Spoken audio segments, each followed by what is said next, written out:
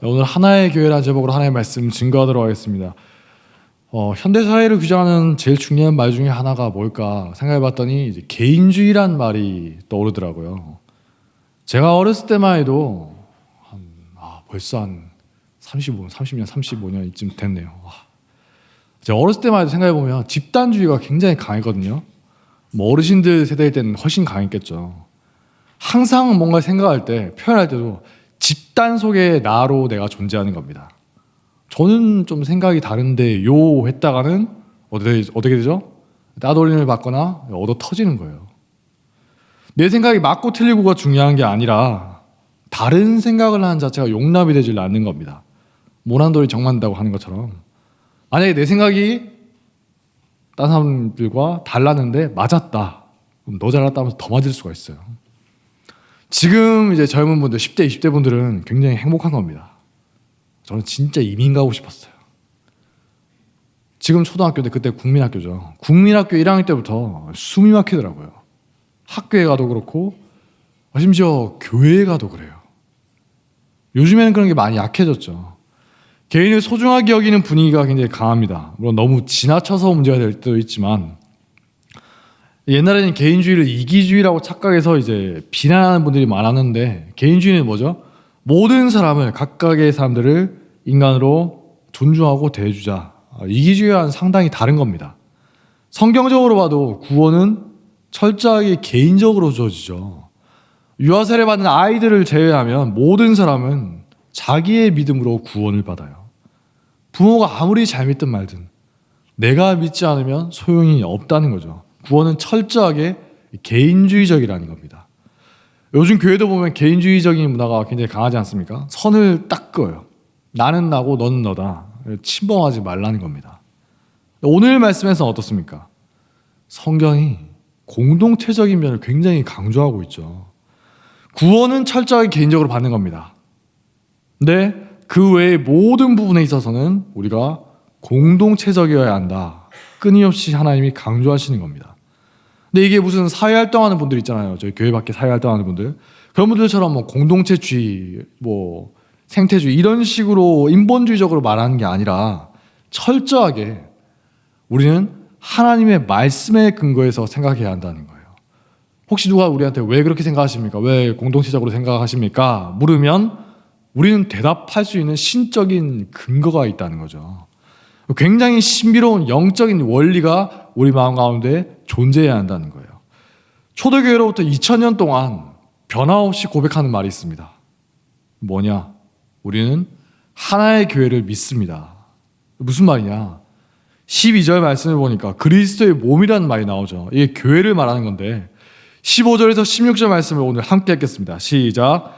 오직 사랑 안에서 참된 것을 하여 범사의 그에게까지 자랄지라. 그는 머리니 곧 그리스도라. 그에게서 온 몸이 각 마디를 통하여 도움을 받음으로 연결되고 결합되어 각 지체의 분량대로 역사하여 그 몸을 자라게 하여 사랑 안에서 스스로 세우느니라. 아멘. 무슨 말이죠? 교회의 머리는 그리스도라는 거예요. 우리 머리가 있고 몸이 여러 가지가 있지 않습니까? 예수님을 머리로 한 하나의 몸된 교회가 존재한다는 겁니다. 이 교회가 믿는 우리 성도들의 모임이라는 건 아시죠? 여러 번 들어보셨을 거예요. 이 건물이 아니라 이건 그냥 예배당입니다. 이거 성전이 아니죠. 성전이라고 착각하는 분들이 있는데 성전이 아닙니다. 성경에 따르면 신약 시대의 성전은 우리 각 사람의 몸이에요. 제 몸이 성전이고 여러분들의 몸이 성전입니다. 성전 깨끗하게 잘 관리하세요. 그리고 교회는 믿는 우리 성도들의 모임을 말하는 겁니다. 홍대 세교회 하면 여기 건물이 아니라 우리 성도들의 모임이라는 거예요. 편의상 그리고 이제 믿지 않는 사람들을 향해서 세상적으로는 이 건물을 이제 행정구역상 세교회라고 부르지만 성경적으로는 우리들의 모임이 교회라는 거예요. 홍대 세교회라는 거예요. 건물이 불타서 없어지고 뭐 지진이 일어나서 건물이 무너진다 할지라도 교회는 사라지지 않는다는 겁니다. 근데 이 교회가 인간적인 눈으로 볼 때는 뭐 이런 분들이 계시구나 생각하고 말겠지만 실제로는 너무나 우리 생각과 너무나 다른 영적인 원리가 있다는 겁니다. 하나님이 보실 때는 어떠냐? 우리가 볼 때는 이렇게 개별 사람으로 존재하지만 하나님이 보실 때는 하나의 몸된 교회만 존재한다는 겁니다. 바울이 여러 계시를 받은 게 너무나 크지 않습니까? 우리가 상상도 할 수 없는 놀라운 것들을 하나님께 직접 듣고 또 볼 수가 있었어요. 근데 그 중에서 하나님이 바울에게 알려주신 신비로운 것 중에 한 가지가 뭐냐? 하나의 교회라는 거예요. 1장 22절에도 언급되고 있죠. 또 만물을 그의 발 아래에 복종하게 하시고 그를 만물 위에 교회의 머리로 삼으셨느니라. 교회 그의 몸이니. 우리가 볼 때는 어떻습니까? 각자 따로 살아가고 있잖아요. 제가 한 몸입니까? 따로 살죠. 오늘 밤에도 딴 데서 자고 왔어요. 각각 따로 살아가는 그런 존재인데 하나님이 보실 때는 분리되어 있는 게 아니라 한 몸을 이루고 살아가고 있다는 거예요. 이게 뭔가 저도 정확하게는 잘 모르겠어요. 근데 이런 신비로운 원리가 우리 가운데 실제로 존재한다는 겁니다. 이거를 이해하고 받아들여야 바울이 고린도 교회를 향해서 그렇게 피토하듯이 말했던 그 내용이 이해가 된다는 거예요. 고린도 교회 상황이 어땠습니까? 여러 파벌로 갈라져서 맨날 싸워요. 너는 바울파냐? 나는 아볼로파다. 나는 뭐 그리스도파다. 나는 베드로파다. 세상 법정에 가서 교인들끼리 서로 소송하고 싸우는 교회입니다. 멀리 있던 바울에게까지 소문이 들려올 정도로 심각한 상황이라는 거죠. 그래서 고린도전서 12장에서 바울이 강력하게 권고를 하는 거예요. 몸은 하나인데 많은 지체가 있고 몸의 지체가 많으나 한 몸임과 같이 그리스도도 그러하니라. 우리가 유대인이나 헬라인이나 종이나 자유인이나 다 한 성령으로 세례를 받아 한 몸이 되었고 또 다 한 성령을 받아 마시게 하셨느니라. 우리 몸에 빗대서 설명하는 거예요. 어떻게 몸에 있는 각 부분이 갈라질 수가 있느냐? 갈라지면 어때요? 그거 불구가 되거나 죽는 거잖아요. 어떻게 몸의 각 부분이 서로 싸울 수가 있겠느냐? 뭐 우리 몸과 다리가 싸우는 그런 말이 안 되는 거죠. 너희가 예수 안에 한 몸인데 어떻게 갈라져서 다투고 한 교회를 이루지 못하냐는 겁니다. 그러면서 교회에 있는 연약한 사람들을 이해해주고 참아주고 서로 도와주라고 하는 거예요. 우리가 한쪽 다리가 불편하면 어떻습니까? 제가 이제 왼쪽 다리가 이제 수술했을 때 한 몇 년 동안 불편한 적이 있었거든요. 저도 모르는 사이에 오른쪽으로 많이 힘을 줘서 걷고 있더라고요. 이제 나중에 보니까 좀 자세가 비틀릴 정도로. 그런 것처럼 교회도 그래야 된다는 거예요. 그게 무슨 도덕적이어서 그런다거나 좋아 보여서 그런다거나 나에게 이익이 되어서 그런 게 아니라 본질적으로 한 몸이기 때문에 당연하다는 거예요. 그래서 바울이 덧붙이지 않습니까? 고린도전서 12장 24절 오직 하나님이 부족한 지체에게 귀중함을 더하사 몸 가운데서 분쟁이 없고 오직 여러 지체가 서로 같이 돌보게 하셨느니라. 만약 한 지체가 고통을 받으면 모든 지체가 함께 고통을 받고 한 지체가 영광을 얻으면 모든 지체가 함께 즐거워하느니라. 너희는 그리스도의 몸이요 지체의 각 부부디라. 바울이 지금 자기가 생각할 좋다 생각하는 걸 말하는 게 아니라 하나님이 알려주셨던 놀라운 신비를 말해주는 거예요. 말씀을 통해서 알지 못했다면 우리도 그냥 뭐 세상에서 말하는 그런 수준에 그칠 수밖에 없었겠죠. 공동체 주인이 뭐니 하면서. 근데 근본적으로 존재론적으로 교회는 그래야 된다는 거예요. 세상은 혼란스럽고 끊임없이 다투고 갈라지지 않습니까? 교회는 하나님 앞에 오직 하나의 교회만 존재한다. 이 사실 믿으십니까? 혹시 모르고 살아왔다면 오늘부터 알고 믿으시면 돼요. 초대교회 때부터 변함없이 고백해온 진리입니다. 근데 오늘날에 안타깝게도 많은 사람이 모르고 살아가는 사실이기도 해요. 교회에서 배우지를 못하는 거죠. 저도 어렸을 때 배우지를 못했습니다. 바울이 계시를 받아서 이렇게 알려주지 않았으면 저도 알 수가 없는 거죠. 이거 하나님의 신비인 거니까. 하나님이 밝혀주지 않았으면 우리가 알 수가 없는 거예요. 인간이 이해할 수도 없고 알 수도 없는 신적인 비밀인 거예요. 이전에 혹시 모르고 살았다면 이제부터는 한 몸이라는 의식을 가지고 살아야겠죠. 저는 말했고 여러분은 들었습니다. 이제부터는 그런 의식이 없이 살아가면 하나님 앞에 죄를 짓는 거예요. 제가 어릴 적에 다녔던 교회에서도 이걸 모르는 사람이 굉장히 많았거든요. 저도 몰랐어요. 배우지를 못했으니까. 특히 제가 있었던 중고등부 청소년부가 굉장히 심했던 걸로 기억합니다. 고인물이라고 들어보셨죠?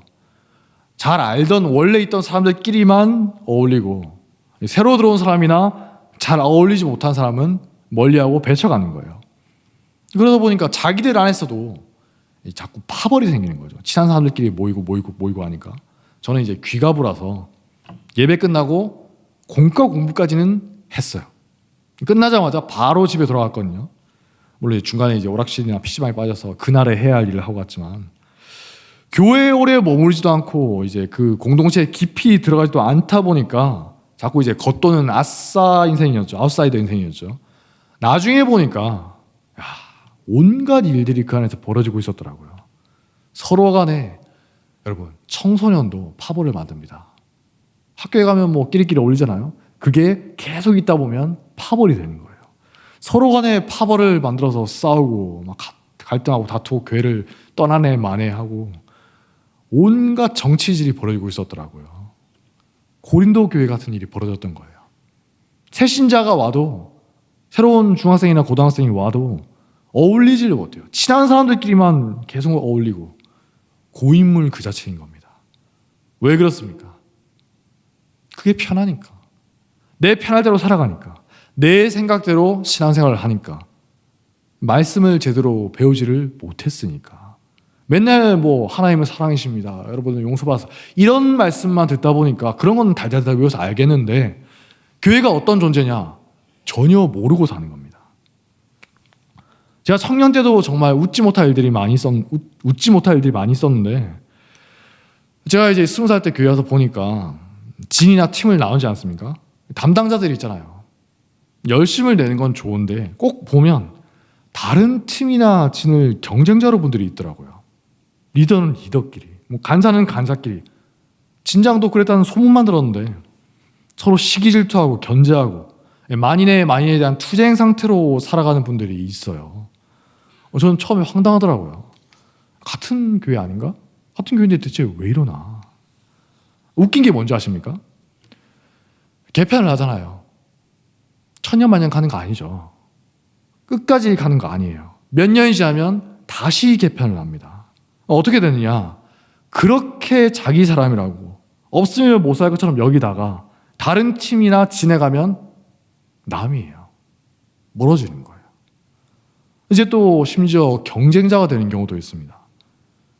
그러니까 이전에 좋은 관계를 유지하는 분들이 상처를 받고 때로는 분노심을 느끼는 거예요. 너는 나를 성도로 존중하고 인격적으로 대했던 게 아니라 수단이나 도구로 여겼구나. 너의 실적을 올리기 위한 숫자로 여겼을 뿐이구나. 리더나 간사에 대한 실망감과 분노를 토해낸다는 겁니다. 다른 팀이나 다른 진에 갔다고 이제 남남으로 여기는 거예요. 경쟁자로 여기고 심지어 막 대놓고 거리를 두는 겁니다. 또 반대로 어떤 일이 있냐?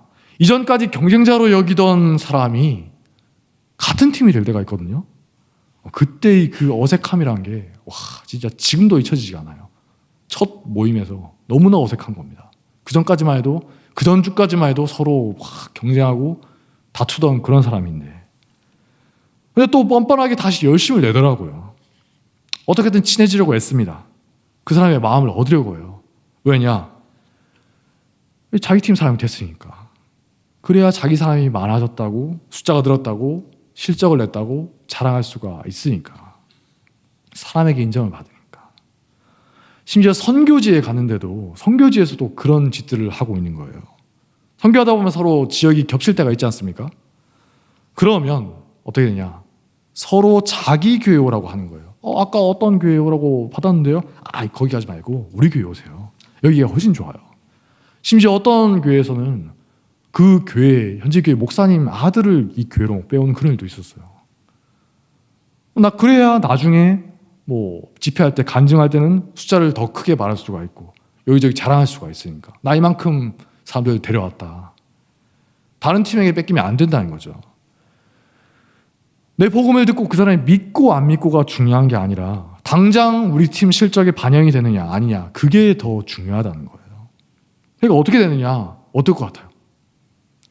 현지에 있는 사람들이, 믿지 않은 사람들이 은연중에 비웃는 게 느껴지는 거예요. 야, 너희들끼리도 경쟁하고 다투고 하나가 되지 못하면서 뭘 믿으라는 거냐? 나가서 이제 복음을 전하잖아요. 아이부터 어른들까지, 심지어 아이도 그래요. 어제 막 싸우던데요? 그래서 교회를 우습게 여기고 선교팀을 비웃고 있는 게 느껴지더라고요. 혹은 어떤 선교팀들의 문제가 있을 수 있고 어려움이 있을 수가 있죠. 어떤 팀에 필요한 인원이 다른 팀에 있을 수도 있고 도움이 필요한 그런 연약한 팀들이 있을 수가 있죠. 어떻게 하느냐? 어떻게든 자기 거 안 뺏기려고. 세상에 자기 거가 어디 있어요? 자기 거가 있습니까? 여러분 거예요? 담임 목사도 교인을 자기 거라고 생각하면 하나님께 대해서 하극상 버리는 거잖아요. 양몰이 개니까. 하나님 황당하겠죠. 야, 그게 왜 네 거냐? 내 거지. 근데 밑에 있는 인간들이 자꾸만 자기 거래요. 다툴 때 이야기 들어보면 왜 내 거 가져가? 왜 내 거 뺏어가? 내 사람, 내 팀 인원 뺏길 수 없다고 심심하면 다툼이 벌어지고 갈등이 생기는 겁니다. 한 명 보내주면 거기서도 한 명 보내. 트레이드 합니까? 장사예요? 이러니까 준비팀에서 골치를 앓는 거예요. 제가 준비팀에도 좀 있어 봤는데 준비팀은 필요한 곳에 보내고 싶고 부족한 곳을 채워주고 싶고 이제 전체적으로 잘 되기를 원하는데 팀장이니 리더니 간사니 하는 사람들이 너무나 한심한 반응을 계속 보이니까 나중에 그냥 포기하더라고요. 제가 준비팀 준장한테 몇 번 말한 적도 있거든요. 그래도 좀 이렇게 해야 되지 않느냐 했더니 한숨을 푹 쉬면서 저한테 말하는 겁니다. 그러면 준비팀이랑 싸움이나. 얼마나 고집을 부렸으면. 왜 이런 일이 벌어지는 겁니까? 오늘 말씀에 나와 있죠. 17절부터 그러므로 내가 이것을 말하며 주 안에서 증언하노니 이제부터 너희는 이방인이 그 마음에 허망한 것으로 행한 같이 행하지 말라. 그들의 총명이 어두워지고 그들 가운데 있는 무지함과 그들의 마음이 굳어짐으로 말미암아 하나님의 생명에서 떠나 있도다. 그들이 감각 없는 자가 되어 자신을 방탕에 방임하여 모든 더러운 것을 욕심으로 행하되 오직 너희는 그리스도를 그같이 배우지 아니하였느니라. 너는 유혹의 욕심을 따라 썩어져가는 구습을 따른 옛사람을 벗어버리고 새 사람을 입으라. 두 번 나오는 단어가 있죠. 욕심. 마치 세상 사람들이 이방인들이 그러는 것처럼 욕심을 가지고 열심을 내는다는 거예요. 그러다 보니까 성경이 말하는 것과는 전혀 다른 방식으로 살아가게 되는 겁니다. 내 거, 내 실적, 내 사람, 내 부서. 자기 부서라고 해서 사람들 다 빼가는 거예요. 딴 사람들 곤란 겪든 말든 나 실적 쌓으면 그만이야. 타임 목사님께 이렇게 많이 왔다 보고하면 그만이야. 그런 사람도 있어요. 왜 이런 생각을 합니까? 성경 말씀을 몰라서 그래요. 아무리 교회 오래 다니고 신앙생활 오래 해봤자 교회를 향한 하나님의 뜻을 전혀 모르는 겁니다. 하나의 교회는 고사하고 이런 사람들이 가는 곳마다 제가 20대 때부터 보니까 이런 분들이 가는 곳마다 분쟁과 갈등이 생긴다는 거예요. 가는 곳마다 이 사람이 내 사람이냐 아니냐 이것부터 봐요. 사람을 갈라치고 파벌을 만들고 이간질을 하는 거예요. 정신이 나가는 거죠. 성경도 모르고 교회도 모르고 하나님의 뜻도 모르는 마치 이방인처럼 살아가고 있는 겁니다. 세상의 원리를 자꾸만 교회에 끌어오는 거예요. 교회를 회사처럼 여기는 거죠. 회사처럼 여긴다고 하면 회사에 신뢰가 되지 않습니까? 왜냐면 제가 알아보니까 세상에서도 이런 식의 자세를 경계하는 말이 있더라고요. 부서 이기주의. 여러분 들어보셨죠? 회사나 군대나 모든 조직에서 언제든지 생길 수가 있고 조직을 갉아먹는 암적인 존재예요. 기업에서도 이 부서 이기주의가 심한 곳은 어떠냐 들어봤더니 같은 회사인데 협력이 안 되는 겁니다. 도와줘야 되는데 알면서도 도와주지 않는 거예요. 상대방이 일을 망쳐야 내가 더 돋보이니까. 내가 도와줘서 상대방이 잘 되면 배가 아프니까.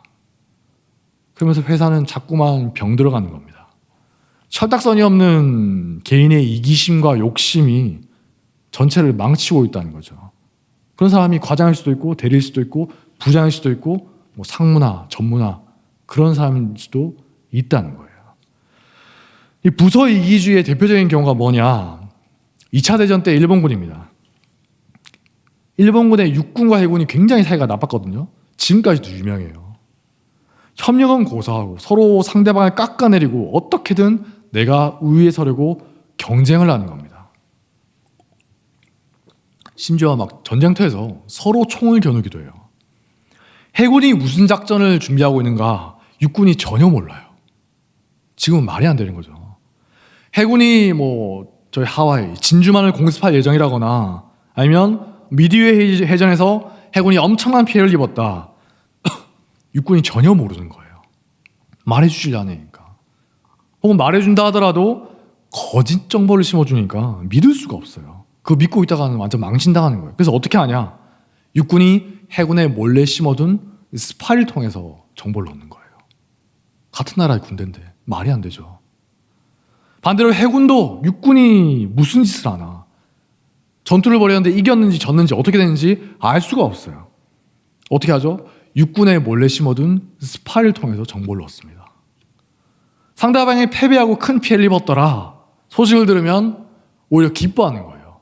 비웃는 겁니다. 꼴 좋다. 그래야 자기 편이 이제 득세하게 되니까.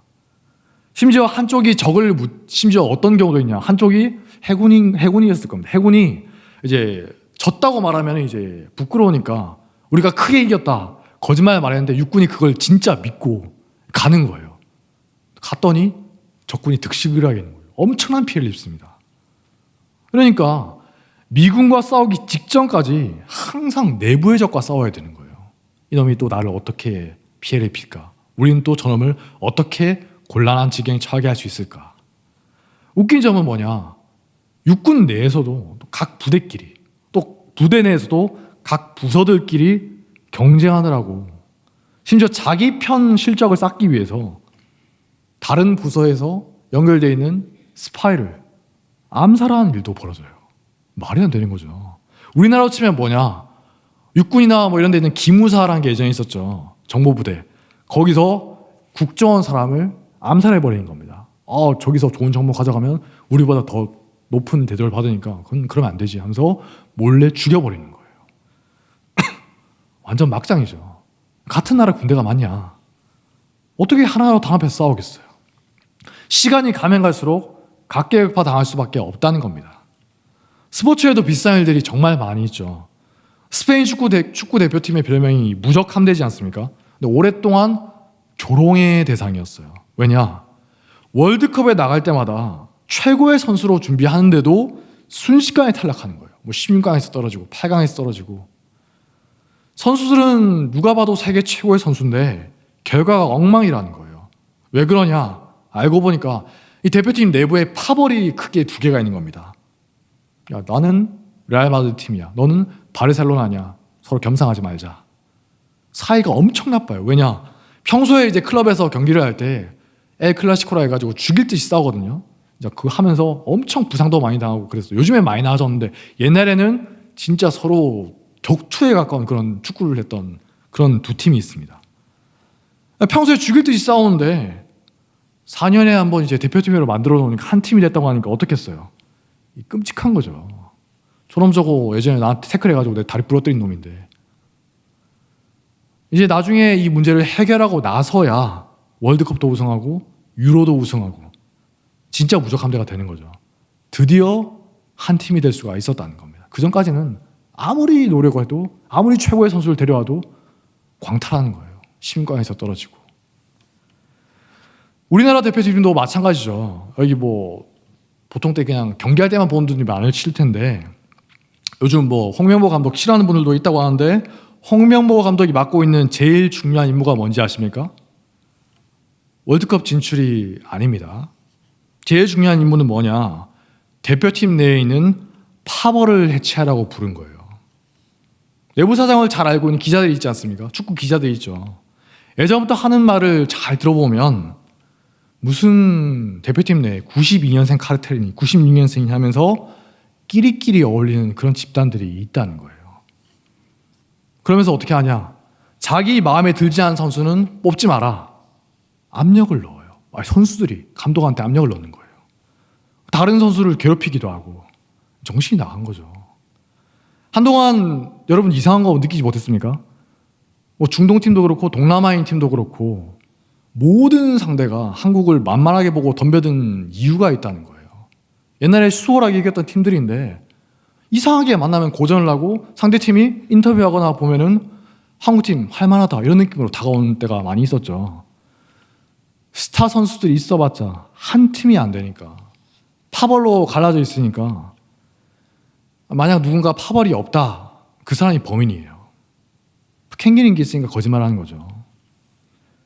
홍명보도 선수 시절에 파벌을 만든 적이 있습니다. 11회라고 파벌을 만들어서 갈등을 빚다가 굉장히 비판을 받은 적이 있거든요. 누구보다도 문제점을 잘 아는 거죠. 지금은 그때를 반성하기도 했고, 또 누구보다 사정을 잘 아니까 너 와서 대표팀에 있는 파벌 문제 해결해라, 파벌 해체해라, 하나의 팀을 만들어 봐라, 미션을 받은 거예요. 대표팀을 정상화하라는 거죠. 다행히 조금씩 파벌 문제가 해결되고 있다고 합니다. 이번에 여러분 요르단이나 이라크전 보셨죠? 선수들이 표정이 굉장히 밝아요. 인터뷰를 봐도 너무나 분위기가 좋다고 합니다. 이전에 이런 적이 있었나 싶을 정도로 화기애애하고, 어떤 선수 인터뷰를 보니까 와, 이제야 한 팀이 된 것 같습니다, 이런 식으로까지 말해요. 실제로 요르단이나 이라크 상대 감독이나 선수 인터뷰를 보면은 한결같이 이렇게 말합니다. 한국팀이 예전보다 훨씬 강해졌다, 조직력이 훨씬 좋아졌다, 선수들이 팀을 위해서 헌신적으로 팀을 뛰고 있더라, 이렇게 평가하고 있다는 거예요. 아무리 유능한 사람이 많다 하더라도 분열된 집단은 힘을 내질 못합니다. 영국이 식민지 다스릴 때도 원칙이 있었죠. Divide and rule. Divide, 분리해서 rule, 다스린다. 분리하고 분열시키면 절대 힘을 쓰지 못한다, 너무나 잘 알기 때문이에요. 반대로 단합할 경우에는 무서운 힘을 낼 수가 있다는 거죠. 교회를 향한 여러분의 인식은 어떻습니까? 내 사람, 내 부서, 내 팀, 내 진입니까? 아니면 하나님 안에 우리가 하나의 교회다, 이런 의식을 갖고 계십니까? 만약 우리가 하나의 교회라는 원칙을 바로 세우지 못한다면 아무리 많은 일을 하고 소위 실적을 낸다 하더라도, 실적이라는 말도 웃기죠. 하나님 보실 때는 기가 막히신다는 거예요. 야, 그게 무슨 교회냐. 욕심으로 범벅이 된 인간의 집단일 뿐이라는 겁니다. 하나의 교회라는 의식이 바로 서야지 우리가 하는 선교도 정당한 것이 될 수가 있다는 거예요. 제가 늘 강조하는 거지만, 선교지에 가서 여러분, 우리가 너희들에게 뭘 베푼다, 각 교회 우리가 뭐 도와주지 않냐, 베풀지 않냐, 이런 식으로 교만한 마음 품고 있다면 그것도 교회가 뭔지 모르시는 겁니다. 잘못 배우신 거예요. 새 교회가 있고, 고성과 제주와 대만과 이제 베트남 여러 교회가 있지만, 모든 교회가 뭐라고요? 하나님 안에 한 몸을 이루고 있다. 하나님 보실 때 하나의 교회만 있다는 거예요. 그럼 어떻습니까? 당연히 도움이 필요한 교회를 도와야죠. 한 몸이니까. 여러분, 한 몸인데 도우면서 우월감 느끼세요? 막 예를 들어서 왼쪽 팔이 불편해가지고 다쳐서 오른쪽 팔로 글씨를 쓰면서 역시 내 오른팔이 왼팔보다 훌륭하구나, 이런 한심한 놈, 여러분 계세요? 없죠. 정신 나간 사람이 그러는 거예요. 당연한 겁니다. 어렵고 힘든 부분을 돕는 건 한 몸으로서 당연한 거예요. 당연한 걸 하고 나서 뭔가 인정을 받으려고 하고 우월감을 느끼려고 한다, 그게 비정상이죠. 우리가 취해야 될 태도는 뭡니까? 혹시 우리를 칭찬한다 하더라도, 고맙다 하더라도 예수님이 말씀해 주셨죠? 우리는 무익한 종이라, 우리가 마땅히 해야 될 일을 했을 뿐입니다. 마지막으로, 한 교회 안에 어려운 분들이 있지 않습니까? 우리가 아까 기도했는데 주변에 아픈 분들이나 슬픈 분들이 언제든지 있습니다. 우리가 주님께 가는 그날까지 끊임없이 있을 거예요. 그런 분들을 볼 때 여러분들은 어떤 마음이 드십니까? 나와 내 가족만, 내 팀만 잘 지내면 그만입니까? 그게 나와 무슨 상관입니까? 내가 내 아우를 지키는 자니까. 가인 같은 생각이 드세요? 하나님이 한탄을 하신다는 거예요. 제발 정신 차려라.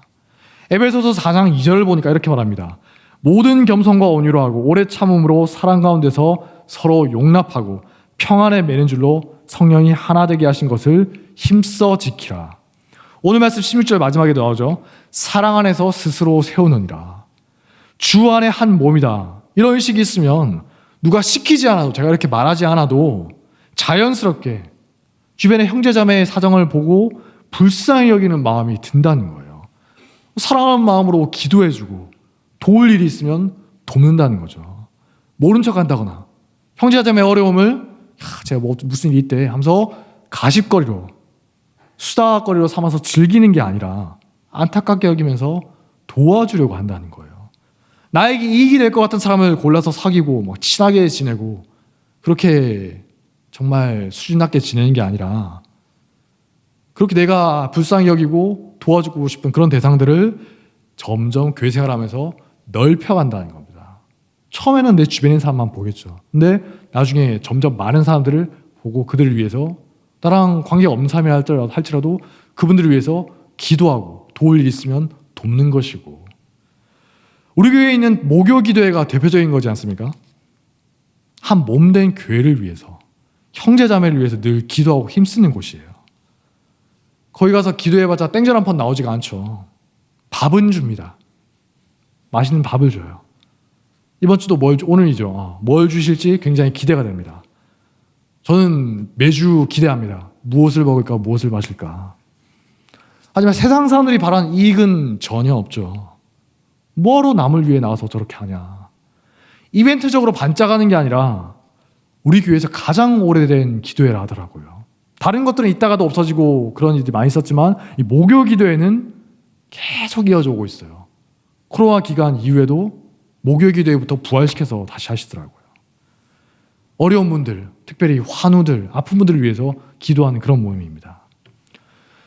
어떤 이익도 생기지 않지만 그게 하나님의 기뻐하신 뜻임을 알기 때문에 한다는 거예요. 저는 우리 교회에 그런 분들이 계셔서 정말 든든합니다. 그분들 볼 때마다 느껴요. 저게 우리 교회를 지키는 힘이구나. 저분들이 지금 하나의 교회를 만들어가는 현장이구나. 바벨탑 사건 이후로 세상은 끊임없이 분열하게 되어 있습니다. 아무리 통합을 외쳐도 분열하고 또 분열해요. 그게 인간이에요. 하지만 바벨 사건이 역전되는 사건이 있었죠. 신약의 오순절 사건입니다. 다른 언어를 쓰던 사람들이 말이 통하게 되고 하나의 교회로 연합하게 되는 놀라운 일이 벌어지지 않습니까? 성령 하나님의 일하심이죠. 세상의 원리를 거스르는 거예요. 이후에 주님이 오시면 이제 완전한 연합이 있겠지만 그 전까지는 우리가 계속 분열과 갈등의 연속인 세상 속에서 살아갑니다.